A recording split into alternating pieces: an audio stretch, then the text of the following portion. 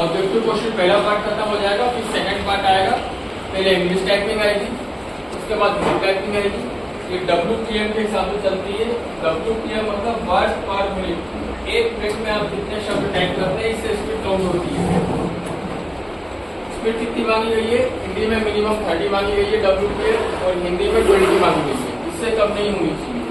पहले English typing आएगी, 1.5 minute का टाइम मिलेगा, छोटा सा मैटर आएगा 1.5 मिनट का। ध्यान से सुनना एग्जाम्पल है, ठीक है। तो पहले आप लोग उसको टाइप को टाइप करके देखेंगे, पूरा कीबोर्ड चेक कर लेंगे। उसके बाद मेन मैटर आएगा जो हमको टाइप करना है।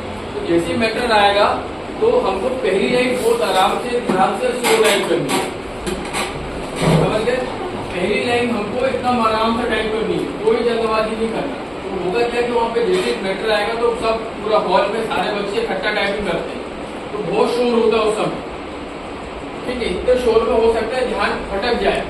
तो अपने ध्यान को पूरा एकाग्र करके सिर्फ पहली लाइन एकदम आराम से टाइप करेंगे।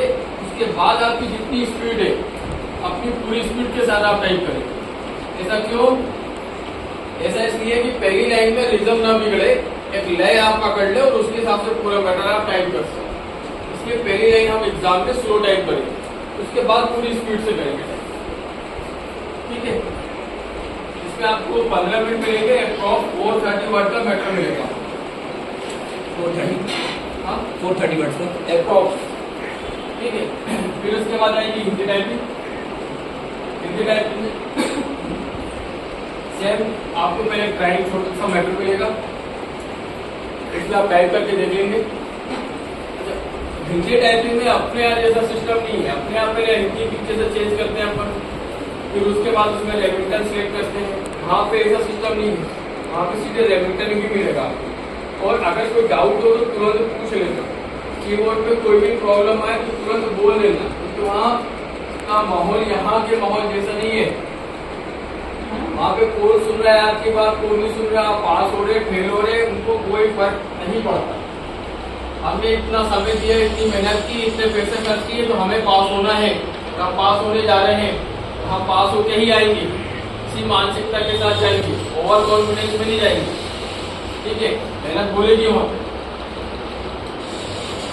हिंदी मैटर आएगा सेम उसी प्रकार, पहले ट्रायल आएगा, फिर मेन मैटर आएगा। पहली लाइन उसकी भी आराम से करेंगे टाइप, पूरी स्पीड से टाइप करेंगे।